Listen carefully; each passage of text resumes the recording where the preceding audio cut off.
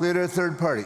Thank you, Honourable Speaker. I've just been walking around with a smile on my face today from ear to ear, and I continue to ask that question in that spirit, Honourable Speaker. There are 54 caribou herds in British Columbia, 30 of which are at risk of extirpation. 14 have less than 25 animals, and the BC government website lists one of these herds has precisely one individual, whereas another has 3. Since the information was posted on the site, it's likely that they're gone as well. British Columbia's caribou herds are in crisis, and scientists have been raising the alarm for many, many years. After nearly managing the species into oblivion, we are now desperately trying to save them by any means possible. Yet, at the same time, as we try to avoid extirpation in one area, in a neighbouring area, the government endorses and permits a legal caribou hunt. Through you, Honourable Speaker, to the Minister of Forest Lands and Natural Resources, aside from the First Nations food, social and ceremonial hunt, how many caribou is he permitting to be hunted in British Columbia in the 2019-2020 limited area hunt and general open season in management units 617 to 620 and 622 to 627? Minister of Forest, Lands, Natural Resources and Rural Development. Thank you, Honourable Speaker, and thank you to the Leader of the Third Party for the question to talk about an important animal, an iconic species in BC and across Canada and internationally, and that is the caribou. And I think it's been pointed out already in question period so far.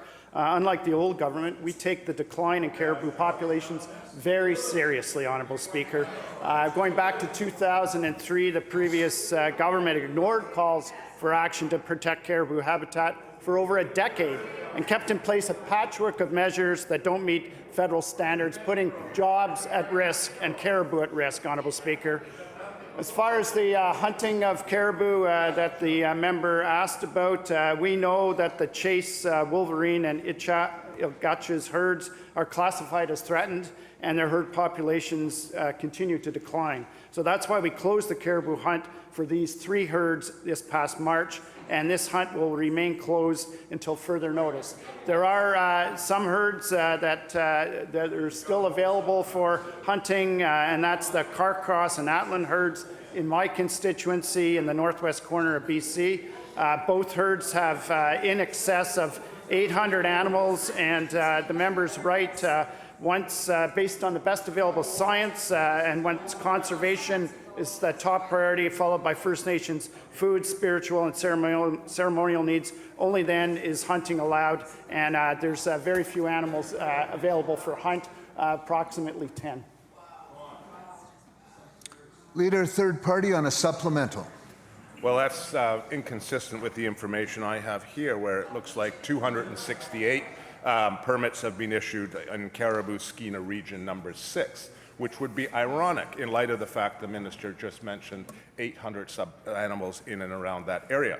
But the point I'm making here, Honourable Speaker, is we're hunting caribou while we try to save caribou. There's no overall strategy. Caribou, as we know, are dependent on old-growth boreal and mountain ecosystems. For many herds, their main food source is lichen that grows on old trees, and cut blocks and logging roads make them much more vulnerable to predators, as we all know. Yesterday, the United Nations released a landmark study reporting that over 1 million species are now at risk of extinction, and habitat loss is the driving factor.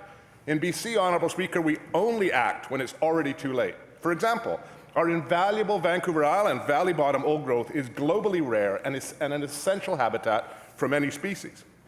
Through you, Honourable Speaker, my question is again to the Minister of Forest Lands and Natural Resource Operations. Will this government stop its Loraxian approach to resource management and step in to protect the last intact, productive valley bottom old growth on Vancouver Island? Minister of Forest, Lands, Natural Resources and Rural Development.